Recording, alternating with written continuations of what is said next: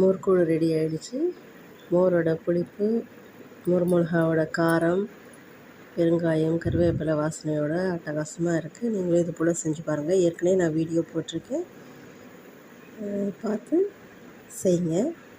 இதுக்கு தொட்டுக்க எதுவுமே தேவையில்லை. நான் தான் தேங்காய் பொடி போட்டு எடுத்து வந்திருக்கேன். நீங்களும் சாப்பிட வாங்க. தேங்க்யூ.